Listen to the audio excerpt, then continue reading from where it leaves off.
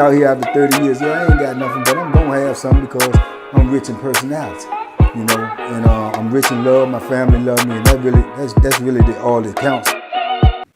Shout out to everybody out there on Team Banky Pound, man. I appreciate the love. Boom, boom, boom, boom, boom, boom, boom. Appreciate the support. 33 years, man. 33 years. 12,345 plus days. Waiting to get back out here, man, in this real world, man. With, you know, my loved ones and my family, man, and y'all, TBP, man. So, it's a blessing. It's a blessing every day. Every day is a blessing, man. And that's the way I wake up. That's the way I approach it. And that's the way it should be. So, today, man, I was thinking about what to talk about, and I was going over some things in my head that just was, you know, in my thought process. So I said, man, I wanted to talk about that.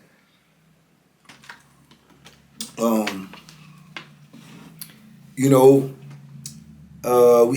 we had a lot of videos recently. You know, I was playing some old videos because y'all know I was out of town trying to, you know, get to these youth, trying to get to these youngest. You know, salute to Philly out there. You know, but yeah, so it was a lot of you know, DC videos played, and it just had me in the, you know, frame of mind of thinking about, you know, the home team, DC or whatnot.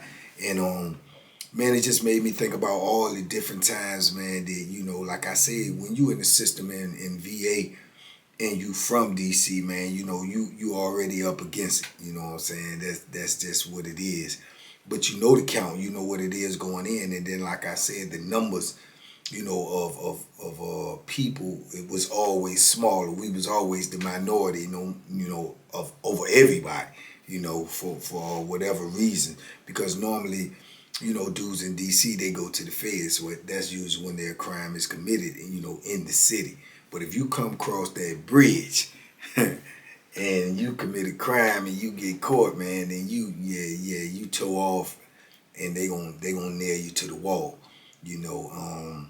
And a lot of dudes, you know, they came over here and got in trouble, but they already had charges, you know, in the city. So they go get locked up in DC, and then when they finish, you know, Virginia still won't dare. So they get, you know, as soon as they finish their time in DC, man, and come out, they go straight to the Virginia system. You know what I'm saying? Shout out to my homeboy, you know, Jerry Jenkins. You know, Jerry is, you know, doing that right now. You know, he did 20, you know, DC time, man, and came straight from there to the Virginia system. Now he on 20 over here, so he done did 40 straight.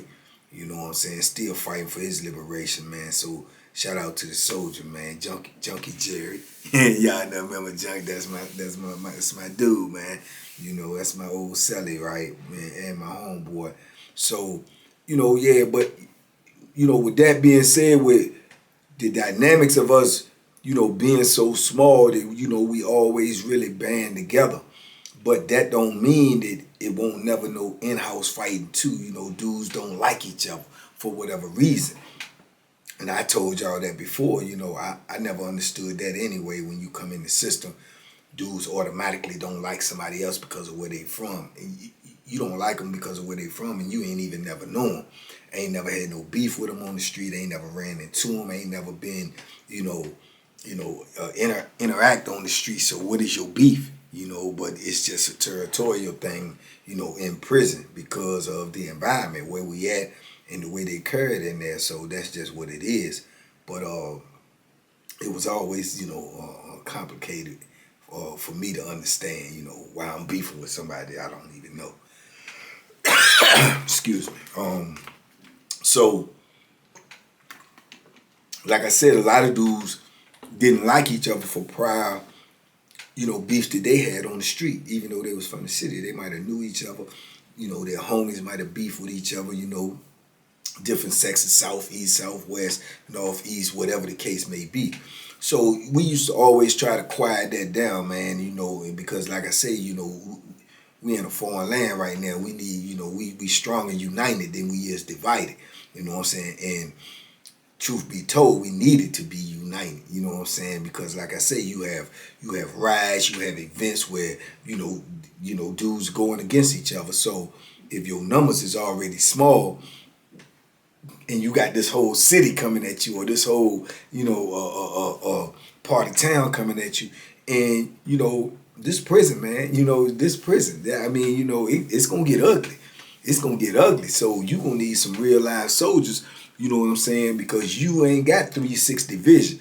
And when you out there in a riot or you out there in a big brawl, people coming from everywhere. And if it ain't nobody got your back gonna get got.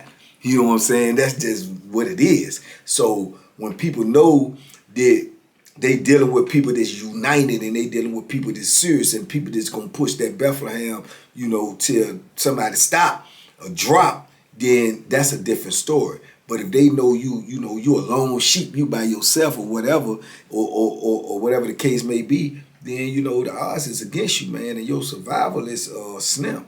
Your survival is slim. So it's always good to understand where you at and what you up against. Because when you know what the opposition is, then you know how you have to be prepared. You know how you have to move. But when you get all of that in-house fighting with dudes want to be beefing with each other, and then you got the outside looking in and they see that, they know you divided. You know what I'm saying? They know you divided. And then when some jump off, they already know who gonna move and who ain't gonna move. Oh, they beefing, they don't like each other. Woo, woo, woo. You could be in one block and it could be just 3-4 dudes in there from the city. But if y'all in there and y'all beefing with each other, and then you have a beef with somebody else in there, and he got a whole mob behind him, they already feel like you on your own because these dudes ain't gonna move with you. So it get tricky in there with that type of stuff, man. But like I say, you always have dudes that's gonna be beefing anyway. And over the years, man, there was a lot of dudes, that I knew. They was from the city, man, and they just ain't like each other, and it just always be beef. Even when we used to congregate and go out, to play ball or go out on the yard and just, unite and talk or, try to do something together or something like that. It was certain dudes that just ain't rock with each other, and they be like, oh, he over there, I ain't with that joke. You know what I'm saying? I ain't trying to be around that joke. And dudes used to always try to calm the beef and try to talk it out, but, sometimes it get to the point where, like I say, these dudes, they coexist, but they just ain't like each other, but they coexist because of the cause. The cause, we all in the same fight. You know what I'm saying? We all in the same fight, and that's for our freedom, and that's for our survival. And definitely, most definitely for our health and our wealth, man. You know what I'm saying? Because like I say, if you get hurt in there, you ain't got to die. You can get hurt real bad, and it's gonna mess up your whole everything. You know what I'm saying? Like I say, dudes in there, they lose eyes. Dudes in there get colostomy bags. Dudes in there, get scars on their face. All of this stuff is irreversible. And you don't want none of that, let alone die, but you don't want none of that either. I know I did. You know what I'm saying? So you got to be on point at all times, and you got to be knowing what's going on around you, man. And you also got to know who got your back, who with you at the time of war. Because if you don't know who with you, then you don't know who to be with. You could go ride for somebody else and have their back, knowing that if the roles was reversed, he might leave you out there hung out to dry. You see what I'm saying? So you got to know who you dealing with, man, when you in these positions, man. And that's why I say it was a few dudes that I knew without a shadow of a doubt. You know what I'm saying? Whatever was on the table, even if death was on the table, they gonna move when I move, and I viewed them the same way. You know what I'm saying? I'm gonna move when they move. If it's 20, 30 dudes against him and he by himself and I'm there, I'm obligated. If I go out, I go out. You know what I'm saying? But I ain't going out with my hands in my pocket. That's a known fact. So, but that's just what it is. You signed up for this when you came to prison. It's gonna be times like this where you gonna have to say, hey man, I got to lay it all out on the line. You know what I'm saying? That's just what it is. Because if you in a certain situation and you in these prisons, man, and you united with dudes, or you saying you rock with dudes, or you walk with these dudes, or you eat with these dudes, you go in the yard with these dudes, that's who you hang with. When war come to these dudes, then you with that too. It ain't no two-way street, you with it. You know what I'm saying? Whether you want to be or not. You might be saying to yourself, because of the different dynamics of being on the street and being in the penitentiary, oh, just because I'm with this dude every day don't mean that I'm going to take on his beef. I'm going to take on his problems. Oh, yes, you are. Yes, you are. Because if I'm beefing with a dude and I see that you with him every day, and then me and him have an altercation where we having words which might translate into something physical, I'm already looking at you as an adversary. And you ain't said or done nothing to me, but I'm looking at you as an adversary because I see you with this dude every day. So I'm thinking if I get into some type of situation with him, I got to have my eye on you because you may be coming from the blind side. So that's a part of prison that dudes don't really know when they go in there. They get around their homeboys when they first get to prison and be like, oh yeah, I knew him from the street, woo, woo, woo. And you just coming to prison, but he been here 5, 6, 7 years. He got all types of enemies. He got all types of people that he done already had, confrontation with. And you don't know nothing about that, and you don't want to be no part of that because you feeling like, I ain't got nothing to do with that. Well, then, when you come in there and you get to hanging with him or you get to being around him just because you know him and you trying to get in a comfortable space, being around somebody that you know, you better know their history. You better know what they got going on because you could walk right into a beef. Yeah, you could walk right into a beef, coming in there, getting cool with somebody that you already know who already beefing with somebody. You right already in the beef. Point blank, I done seen that happen. Dude come straight in the block, go trying to kick it with his homeboys, be around his homeboys, because he knew these dudes on the street. These dudes already got beef in the pod and it's getting ready to pop off, and it popped off, and there dudes coming at you and you don't even know what's going on. But yet now you in a fight for your life. You see what I'm saying? You in a fight for your life just because of your association. And see, that's the same thing on the street. You associated with somebody on the street and they doing crime and they doing wrong, or you associated with somebody and they in some big boy balling stuff, and then the feds watching them and you around them all the time, the feds coming at you too. You're going to be guilty by association. Same thing in prison. You're going to be guilty by association. If dude coming at this cat with the Bethlehem, he coming at you too because you with him every day. And he going to be wondering if you got, you going to want revenge. You going to, come from the blind side. So that's how it be, man. So dudes usually, even in the bigger cities down here in Virginia, big cities like Richmond and Tidewater and all of that, it's inevitable that they going to have beef with each other because they knew each other on the street. They probably was popping the gun at each other on the street. But one thing I will say, about Richmond, and I know for a fact with Richmond, Tidewater is well too though, but Richmond for sure. When I first came to prison, man, whenever them dudes got beef, man, I'm telling you right now, they band together even if they ain't like each other on the street because they understood the survival instinct in prison, that you're stronger together than you are divided. Now, they may go in the cell and rumble each other or do whatever, but at the same time, if it's a beef and you beefing with Richmond or something, oh, you got action, man. You got action, man. You got action, you know what I'm saying? Because they going to be more united than they is divided. So, when it came to the city, man, we try to be the same way, but like I say, you always going to have those little problems. Now, I done known dudes, from the city to get the rumbling, you know what I'm saying? But we'll try to keep it on the low. Look, man, y'all go in the cell. Y'all beefing that hard. Y'all go in the cell. Ain't no Bethlehems, ain't none of that. Y'all just go in there and bang it out, man. And then it's dead, it's killed, it's over. You know what I'm saying? And that didn't happen a lot. You know what I'm saying? And then to a point where whoever lose, then ego's gonna get involved, and then then the respect is gone because dudes gonna feel like, oh, they don't respect me there because Joe got out on me or whatever. So it can get ugly too because then the dude might want to turn around and come back, even though it's his homie, even though they had an agreement, even though but dudes can't take losses. Dudes don't want to take losses, but in a fight or in a war, somebody gonna lose. You know what I'm saying? And in prison anyway, we all lose. But an individual confrontation, somebody gonna lose. You know what I'm saying? That's just what it is. And man, I done broke up fights with homies, man. I done broke up fights with homies that could have got real ugly. And I done broke up fights with homies that, it's supposed to squash it and they don't never get squashed. They don't never like each other. And I knew without a shadow of a doubt, if it came down to somebody jumped on this one and this one was the one that was the only one there, there was a homie that was supposed to have his back, he won't gonna have it. He won't gonna have it. You know what I'm saying? He won't gonna have it. You know, and there would have been repercussions behind that, but at the same time, that's just what, from my point of view, I just ain't think they would, because they never liked each other. You know what I'm saying? For whatever reason, they never liked each other. You know, and then you had the homie Troop, man. I told y'all about Troop. Troop was the first video I did. A lot of the homies ain't like Troop, just because Troop got that type of personality.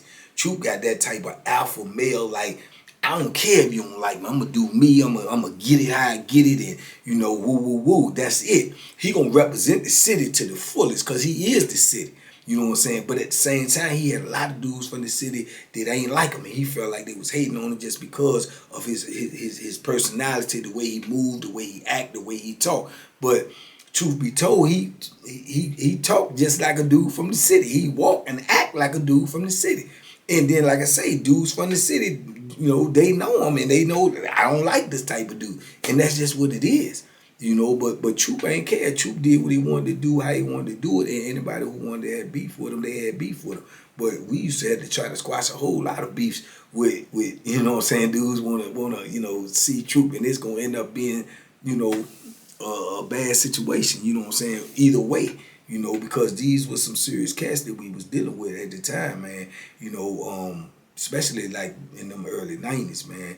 You know, we had some dudes that was yeah, we had some, ain't no other way around. And then we had, you know, you talking about just, you know, just honesty, man. You know what I'm saying? We had some dudes from the city too. They had that flammery, that skullduggery, that larceny, you know, that tomfoolery, and dudes would be trying to work with them, man, and be trying to talk to them.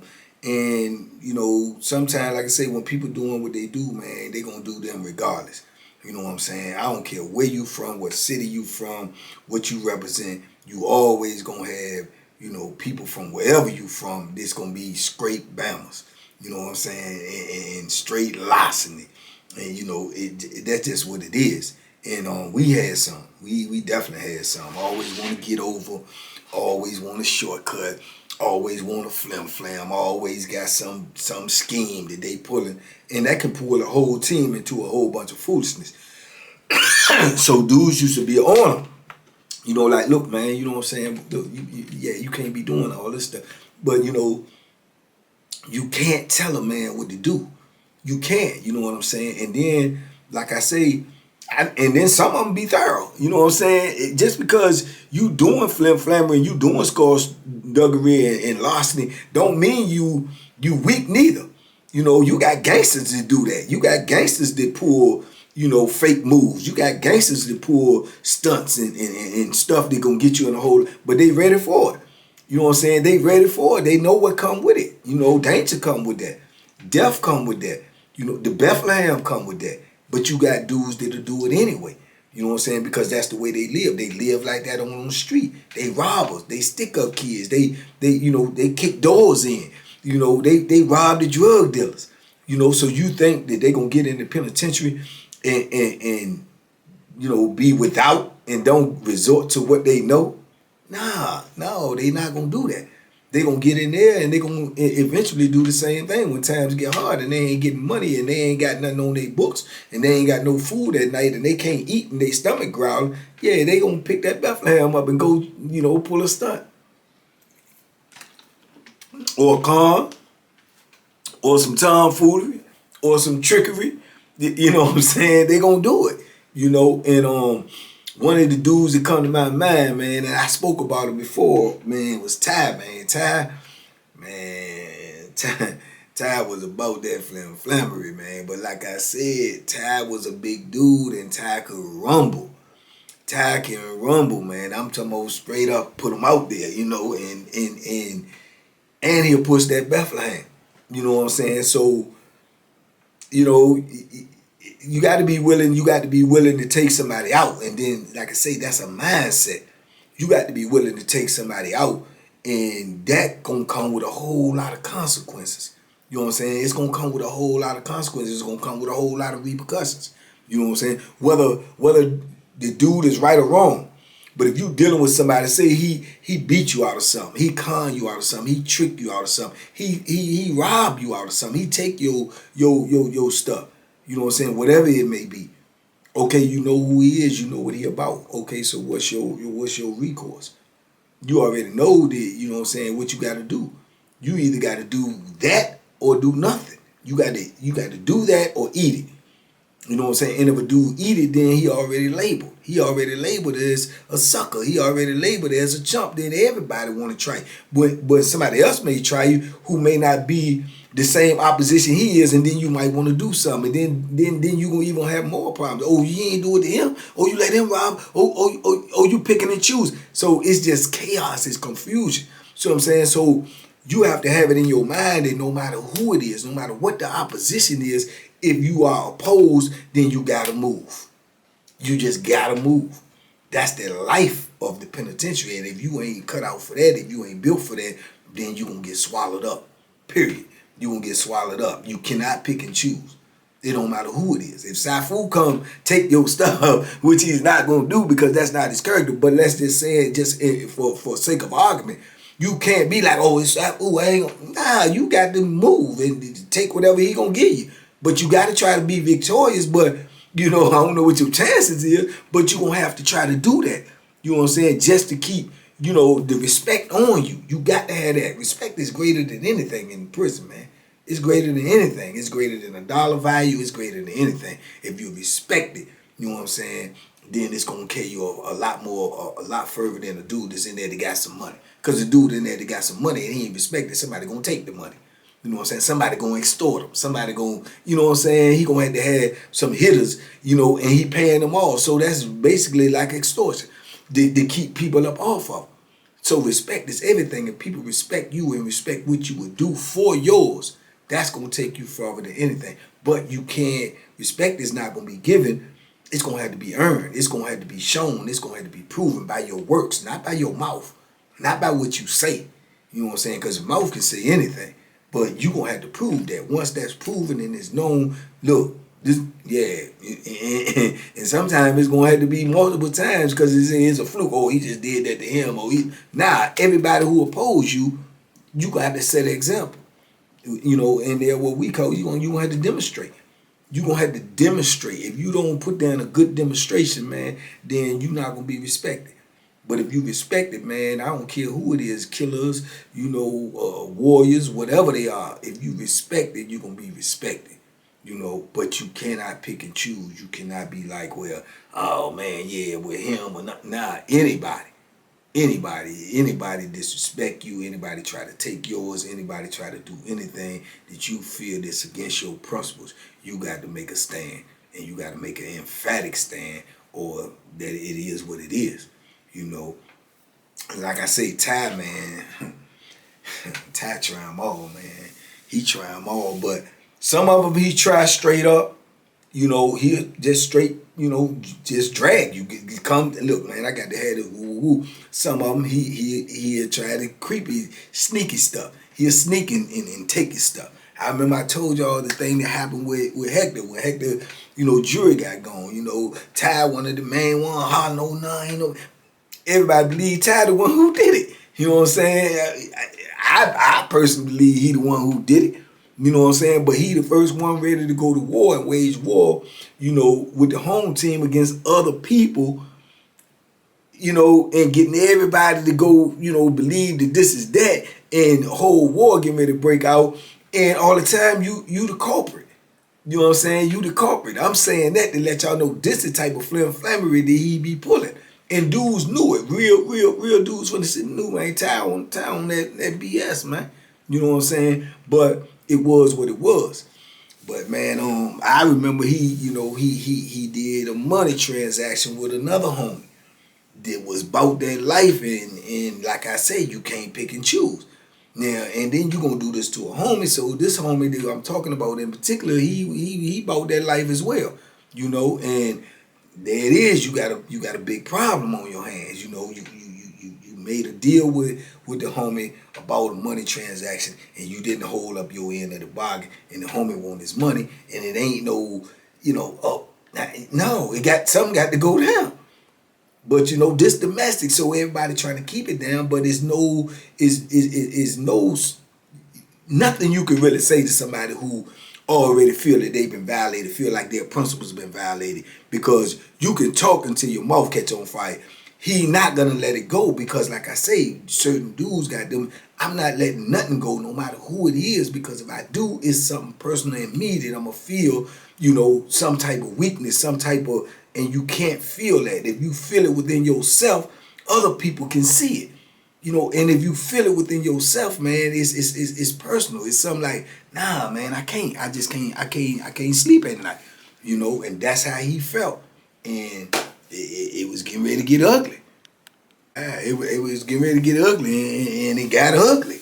With all the talking, with all the dudes saying, man, look, man, let the joint go, man. Dudes even try to straighten it. Dudes will even say, look, man, what the bill is, what the tab is. Dude will want to straighten it. But like I say, when you dealing on principles and you dealing with, real cast, man, they like, nah, you don't owe me nothing, and I'm not accepting nothing from you. I need it to be straightened by who did it.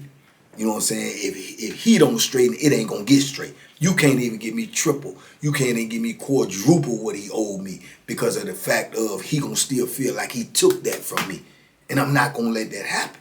Period. I can't sleep with that. I can't deal with that. And then when you got a opposition like Ty, who, like I said, he'll rumble, he'll push that Bethlehem. He not scared. He's saying, I ain't got it, and you can't get it. So you at an impasse.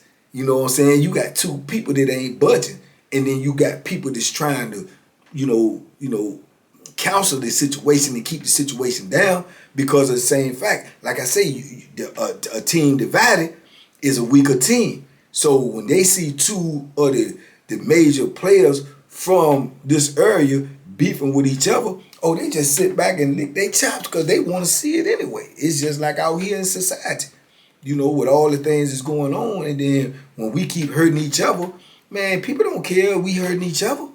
They don't care. You know what I'm saying? And that's the same thing in there. It's just different dynamics, different location. Same thing. They want to see it. You know what I'm saying? Because that puts them in a better position. So the whole situation was going on, man. It was carrying on for a minute, man, and everybody trying to, and then it came to the point, man, you will come to a point, man, where it ain't no more talking. You know what I'm saying? All the talking, all the negotiation, all the trying to get things squashed is over, man, because it ain't nothing moving. At a certain point, talking go to leads to action. You know what I'm saying? There's a time to talk and there's a time for action. And once you get to that point where it's time for action, it ain't nothing that nobody gonna really say because it's all gonna fall on deaf ears. Now I don't even want to say because I don't even want to fester this beef back up, man. But I don't even really want to say the other homie name, man. Top Soldier though, guaranteed, lock Top Soldier. But he was in whole nother building. And everybody trying to talk to him and tell him boom, boom, boom. And then Ty, he on that, I ain't tripping, Joe. I mean, what it is, and all of that type of stuff. Man, yeah, Young came to the building.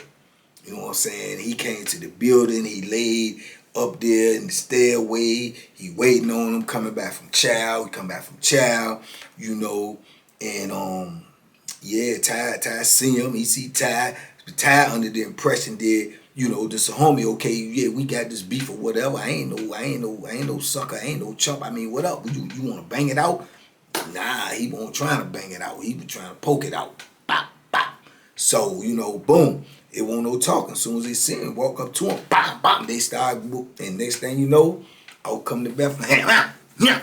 And it's in him. It's in him there. And he holding it. And they just there, and it's in him. It's, in his gut. You know what I'm saying? Life on the line, and he got his hand on it and trying to stop it. And now they looking at each other eye to eye and talking to each other like, yeah, I mean, what's, this real, and dudes is like, some homies there, and they like, man, y'all let it go, man. It's, okay, what's done is done. It's, your point has been made. Let it go. Don't, you know what I'm saying? And he like, boom. And he like, nah, I'll kill you. I'll take, you know what I'm saying, away from here, man. I ain't the one to play with. Okay. And it's just crazy, you know what I'm saying? And then the homie, man, shout out to the homie, man, my brother, man, well respected as well. Boo, man, Boo was like, man, let him live, Joe. You know what I'm saying? Let him live, man. Let the homie live, man. You know what I'm saying? And to me, it's like the only thing that saved him. Because it's like everything else that everybody else was saying was falling on deaf ears. You know what I'm saying? That to me, that was the only thing to save him. Because that made young just back up and pull it up out of him and peel back. You know what I'm saying? He looking at his joint and he leaking. You know what I'm saying? He leaking. He had to get the medical and he had to get the medical fast. You know what I'm saying? And boom, put his joint up and peeled out. You know what I'm saying? Peeled out. And it was a crazy scene. And it was isolated to the point where everybody couldn't see it, but then, you know, we in the penitentiary, everybody ended up knowing about it. But he ain't, you know, he a soldier. He ain't gonna go over there, he ain't gonna say nothing. You know what I'm saying? So the other homie ain't never, you know, get late behind it. You know what I'm saying? That right there was the eventual, exodus up off of the camp full time, because he had to come from the hospital, whatever happened, he had to go. You know what I'm saying? They never put him back because they never knew who did it. You know what I'm saying? So either way you look at it, the team has still been weakened because, you know, then you got a soldier gone that was feared and respected, but also looked at as, you know, he got that flammery with him. But at the same time, if something pop off as far as like group activity, he's a force to be reckoned with, because he ain't gonna be playing neither, and they knew that. You know what I'm saying? That's just like losing a top soldier on your team. Regardless of their personal issues, when it comes wartime, he's a warrior. You know what I'm saying? So yeah, I remember that situation, man, which was crazy, super crazy. But you know, his life got spared because he was a homie. His life got spared because of a homie. You know what I'm saying? Because had that been anybody else, man, I truly believe without a doubt they wouldn't even be here today. You know what I'm saying? They wouldn't even be here today because the damage had already been done. You know,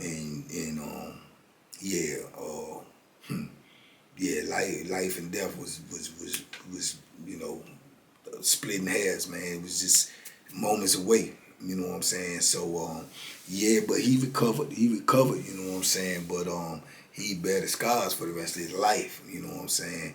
And those are the type of things that go down in there, man. They unfortunate, period. But they even more unfortunate when it's, you know, it's homies, it's two homies that's going against each other. You know what I'm saying? But that's the way the system is. The system is pitted you against really all of them, your homies, if that's your brother. You know what I'm saying? If that's your brother, you know, that's the way it is. We all locked up. We all in the same fight. Same dog bit you, bit me, and bit him, and bit. We all fell victim to the system. So we all fighting for our survival, but we all beefing with each other. You know what I'm saying? Instead of, you know, trying to fight the system and the oppression and, you know, the wrong, you know, of the system. If we all use that frame of mind instead of trying to fight each other, man, we probably could have changed the system decades, you know, maybe even centuries ago. Who knows? You know what I'm saying? But the way the system is designed, man, is to pit you against each other. The same people that's all crowded up in here together, you know, that's where all of the real danger and the fighting goes on. And why these people sit over top and just watch, you know, and get a paycheck. You know, and get a paycheck for it, man, off of our oppression, depression, you know, misfortune. You know, that's their you know, that's their livelihood. You know, so yeah, but I just remember that, man. I remember that situation, man. It just was crazy. But you know, like I say, it don't just happen with DC. It happened with every city. You know what I'm saying? It happened with every city. You know, but it was just unfortunate that it happened with DC, because we like I say, we always the minority. Always the minority. So you lose one, you even less. You lose 2, 3, 5, it's even smaller and smaller and smaller. You know, but crazy situation, man. Crazy situation. Just part of, you know, living that type of lifestyle that you in, man, where, you know, everything and anything can be life or death. Everything and anything can turn into life or death. The smallest thing, a bag of 35-cent chips, all the way up to $1,000. You know what I'm saying? And anything in between can cost you your life. can cost you your life in the penitentiary. You know what I'm saying? So crazy, but just something I wanted to share with y'all, man. That's what I had on my mind this morning, man. Wanted to get it out and get it to y'all. But it, like I say, it's it's a blessing, man, and every lesson, man. And the blessing is, man, that he didn't die, he didn't lose his life. Hopefully, he changed, some of his ways for that. Because every time you go through something traumatic, you're supposed to learn something. Every time you go through a near-death experience, you're supposed to elevate, and you're supposed to be wiser. You're supposed to move smarter. You're supposed to, appreciate life even more. So whether or not that happened with him, who knows? You know what I'm saying? I wish him well. Wish other homie well as well. But as far as I know, he out here and doing well.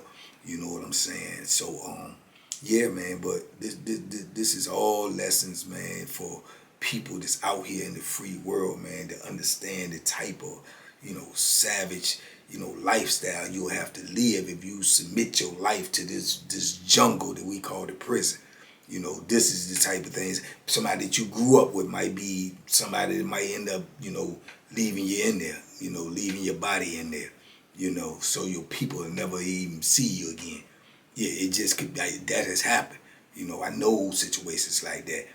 Dudes that came to penitentiary and got killed by somebody who from their same city, somebody who grew up with them, somebody might even be from their same neighborhood.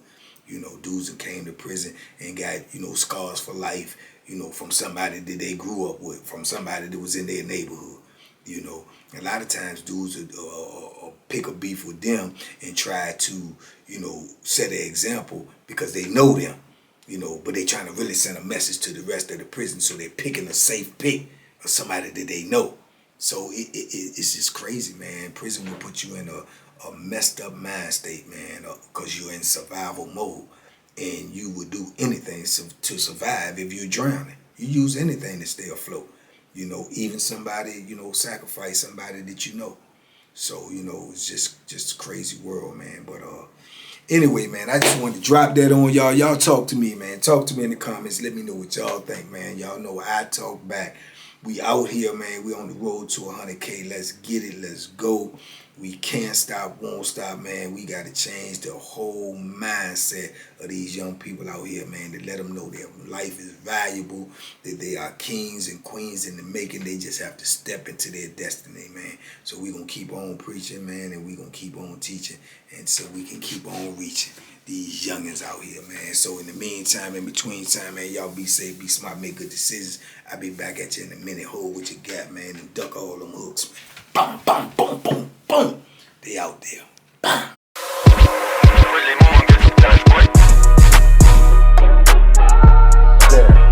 The Banky special. Yeah, pure deliciousness. Pure deliciousness, man. My name is Banky, man. Everybody calls me Banky. That's a name that I got from my grandmother when I was young. I'm coming out here after 30 years. Yeah, I ain't got nothing, but I'm gonna have something because I'm rich in personality, and I'm rich in love. My family love me, and that's really all that counts.